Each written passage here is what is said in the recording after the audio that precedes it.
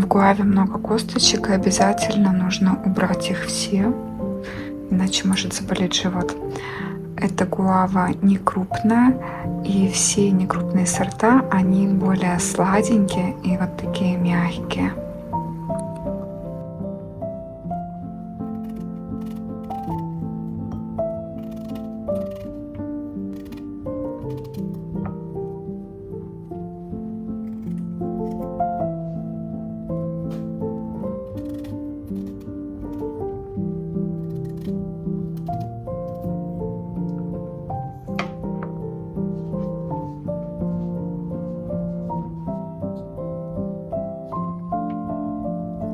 Я вам уже говорила, что у меня супруг увлекается авиамоделизмом. И вот сегодня мы решили поехать на аэродром позапускать модельку. Но, к сожалению, нашим планам не суждено было сбыться, потому что налетели тучи и начался сильный ливень. Поднялся очень сильный ветер, и такого давно не было, но стало даже холодно. Я не взяла с собой ни рубашку, ни кофту, и я реально замерзла. У меня даже появились мурашки. Поэтому я запрыгнула в машину, мы посидели немного, поняли, что дождь не закончится, и решили поехать в наш любимый торговый центр Ван Бангкок Суширо. Суширо нас никогда не подводит. Ты в пледе пойдешь?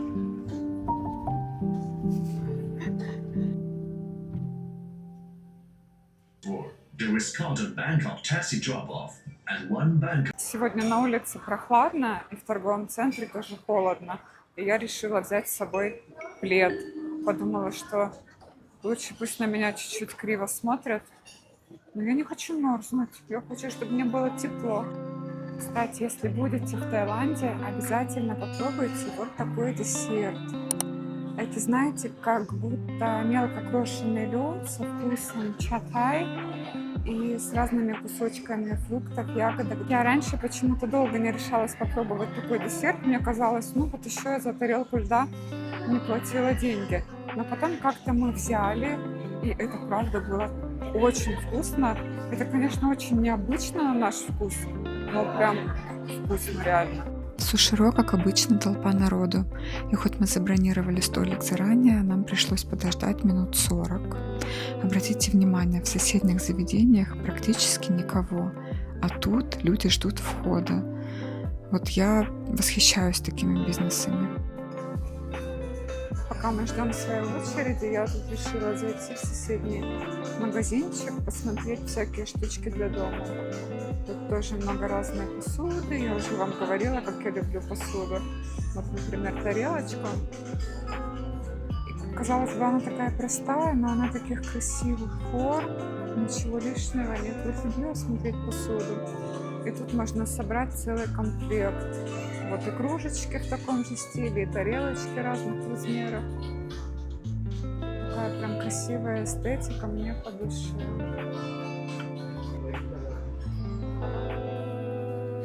Ну хорошо, хоть не одна, я в шарфе хожу. Все-таки не одной мне холодно, и там только что пришли двое тайцев вообще в полотенцах, тоже замерзли.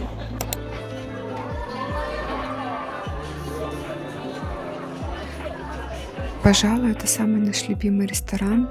И пока я не познакомилась с Суширо, я не знала, что мы настолько любим суши. Ничего общего с теми суши, которые вы можете купить в России, это не имеет. Я даже снимала отдельное видео, вдохновившись этим рестораном. Можете его посмотреть. В Суширо меню постоянное, но есть блюда, которые меняются. И вот сейчас у них появился новый десерт каталана крипе матча соус. Похоже на блинчик с ванильным и еще каким-то кремом внутри, с хрустящей корочкой и соусом на основе матча. И вот такие милые наклеечки идут к этому десерту. Тут часто можно встретить в заведениях десерты с такой хрустящей корочкой. А делается она так. Посыпается коричневым либо тростниковым сахаром, сверху поджигается горелкой. Сахар начинает плавиться и карамелизоваться. Получается вот такая красивая текстура, хрустяшка, и на вкус он как немножечко жженый сахар. Обычно с нежными ванильными десертами он очень хорошо оттеняется.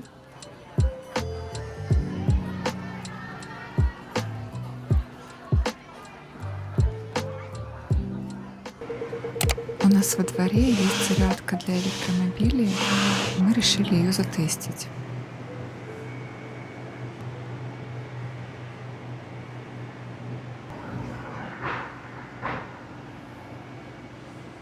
Работает? Да фиг знает.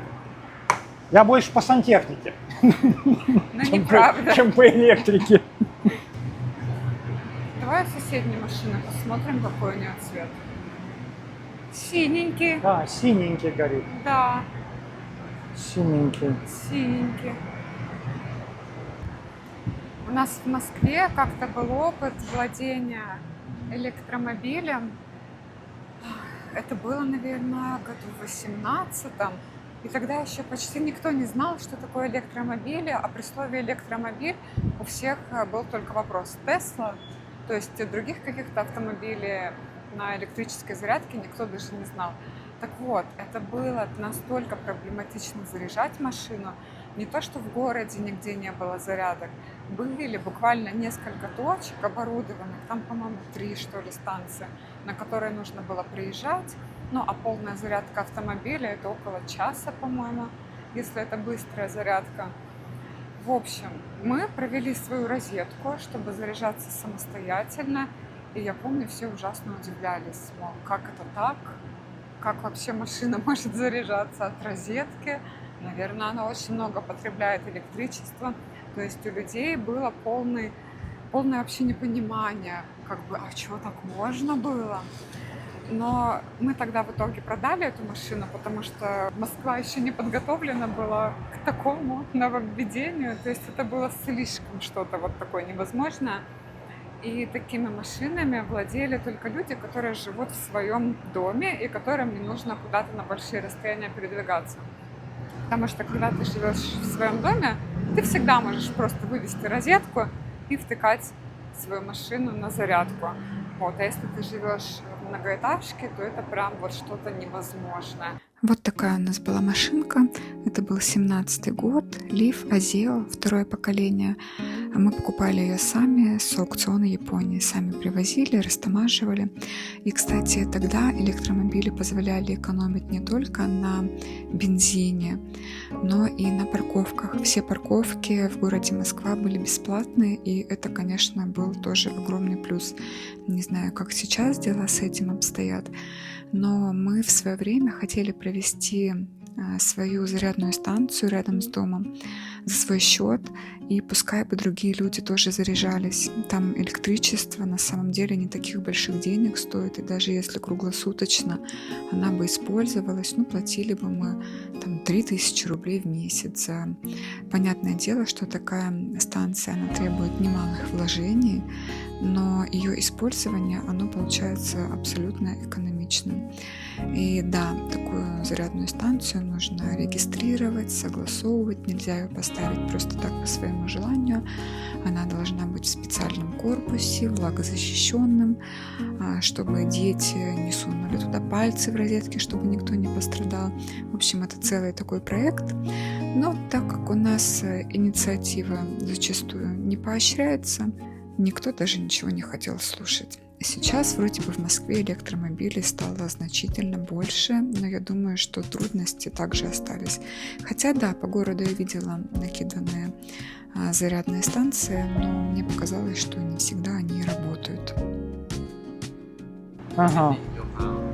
Что-то не You хочет use работать website наша or зарядка. application? No application. Супруг предполагает, что это Sometimes потому, что мы error. через сайт активируем зарядку, а Мгм. возможно, нужно делать это через Thank you. приложение. Пошел спросить. Нету приложения, он тоже сайтом пользуется. И Тоже говорит, с сайта. порой такая вот ерунда, да. Ага. Ну, давай на его место попробуем вставить. Ну, у нас тоже вроде пока синенькая. Пойду посмотрю, о чем там в машине вообще. В общем, мы разобрались. Стоит дернуть за ручку двери, зарядка переходит в режим ожидания, перестает работать. То есть нужно поставить на зарядку и не открывать машину, не прикасаться. Вот сейчас ее закрыли, и зарядочка опять пошла. Ой, она сама синенькая стала. Да, ты дверь закрыл, Даже не надо было перезагрузить. И, наверное, на зарядном порту что-то горит же какая-то лампочка, да? После того, как мы разобрались, как ставить машину на зарядку, мы заряжали уже несколько раз, и оказалось, что это бесплатно. То есть, представляете, у управляющей компании в ЖК нашего Конда есть 4 зарядных станции, и они для всех жильцов абсолютно бесплатные. Сегодня на территории Конда мы обнаружили вот такую милую ящерку. Она все-таки испугалась и убежала. А недавно еще кот черный, которого тут все очень любят и подкармливают, принес мышь. Мы, конечно, очень рады, но не от всего сердца. Вот такой у нас сегодня обед. Суп с фрикадельками, макароны с котлетами домашними. И я начинаю ощущать острую нехватку морозилки. Мне совершенно не хватает то, что у нас есть. Я привыкла жить с 2 морозилками. И вот я сегодня опять накупила фарша. Хочу сделать котлет, а мне их некуда ложить. Вот куда мне их сложить? Я даже не знаю. И притащила 4 кочана капусты. Хочу поквасить. 4 кочана. Что я думала, когда я их покупала, я не знаю. Но вот оно мне надо. Надо всех кормить. Надо, знаете, как хомячок делать какие-то запасики, чтобы знать, что дома всегда есть что-то вкусненькое, что-то домашнее, что ты можешь быстро вот так вот взять, либо приготовить, да, какие-то заготовочки, тефтельки, фрикадельки, ежики я в прошлый раз делала с рисом, либо сварить супчик, либо сделать ту же самую картошку с капустой, с салом. Вот хочется мне иметь свой такой какой-то холодильно-морозильный бункер с вкусняшками. Ничего не могу с собой поделать. И еще мы сегодня купили замороженную ягоду, малину и блубери, голубика. Буду печь пирог с ягодой на йогурте.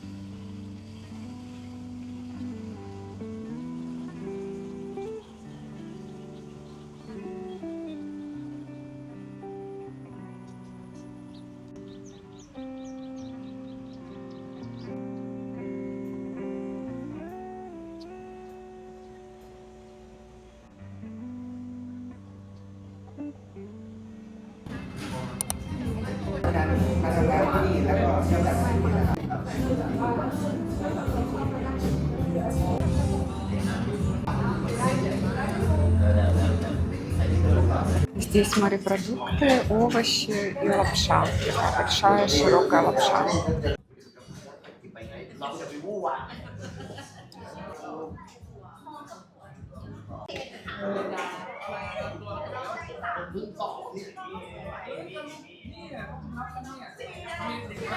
Ну а чтобы вы немножечко лучше могли представить, что же за хобби такое у моего супруга, Я немножечко поснимала.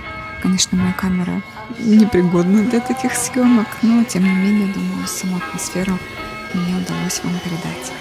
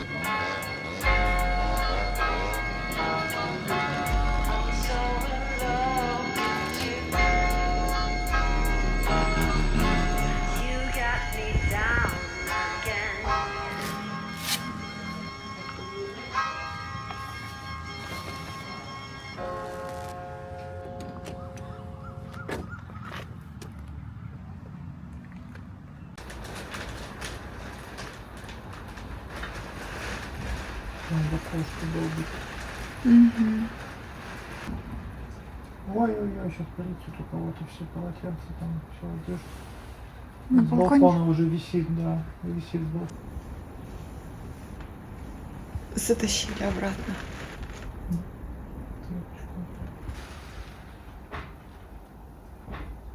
Дерево нам в окно стучит. Да. С балкона. Да, да. Веткой пустите! Мгм. Вы видели? Видите, Что творится?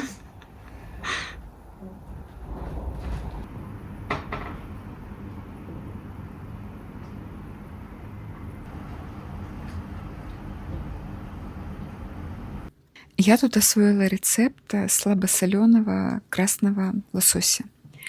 И периодически мы стали покупать красную рыбку, готовить ее дома. Оказывается, это очень легко. Главное покупать рыбу не обычного качества, да, не для горячей готовки, а ту, которую можно использовать для сашими.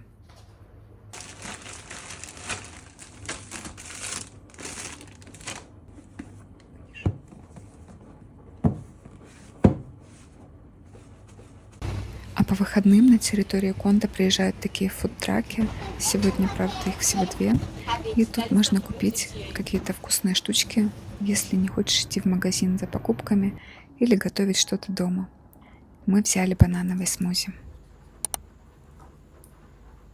В остальном сегодня ничего интересного не было. Мы весь день проработали за компьютерами. Все как обычно. А к вечеру опять зарядил ливень. Дерево все-таки упало от такого порыва ветра. Но там ветер, и правда, очень сильный. Это не те дожди, которые бывают в России, в Москве. Тут, если дождь, такой вот с ливнем, то это прям шторм настоящий. Сейчас начался сезон дождей, и поэтому дожди идут каждый вечер, прям вот сильные такие ураганные дожди каждый вечер, и днем может пройти какой-то кратковременный дождик. Но благо дожди, вот как показала практика, тут не такие затяжные, то есть они могут идти несколько месяцев, но, как правило, чаще всего именно в вечернее или ночное время. А днем погода хорошая, единственное, может быть облачно, но это тоже мне даже нравится, потому что кажется, что не такое сильное солнце и не так душно на улице. В общем, я люблю такую погоду, особенно когда дождь, ливень. Очень классно включать камин, какой-нибудь фильм или сериальчик и с вкусняшечками устраиваться поудобнее в кроватку и проводить так время. Такие вечера самые уютные, самые теплые, самые классные. Единственное, я постирала вещи и забыла достать их из машинки. А сейчас с такой погодой, куда развешивать вещи, чтобы их сушить?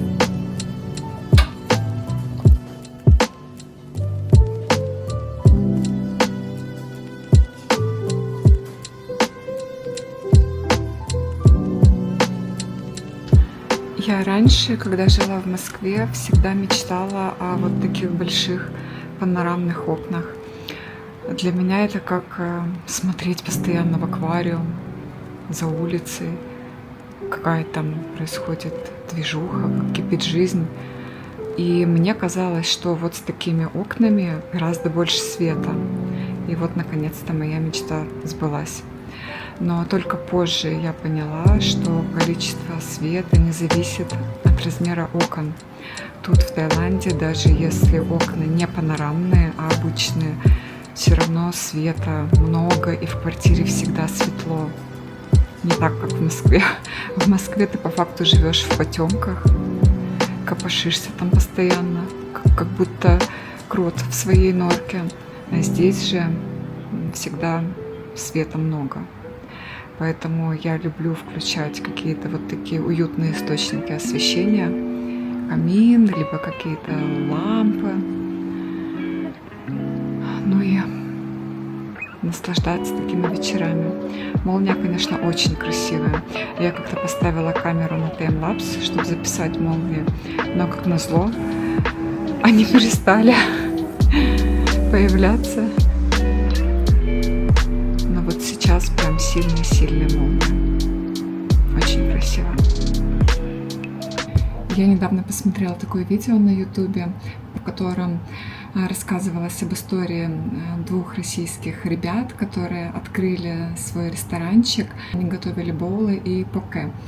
И фишка их была в том, что они делали питание максимально чистое, не с какими-то выраженными вкусами, потому что тут местная еда, она такая достаточно колоритная. И они занимаются спортом, поэтому они заморочились и прописали калорийность своих блюд.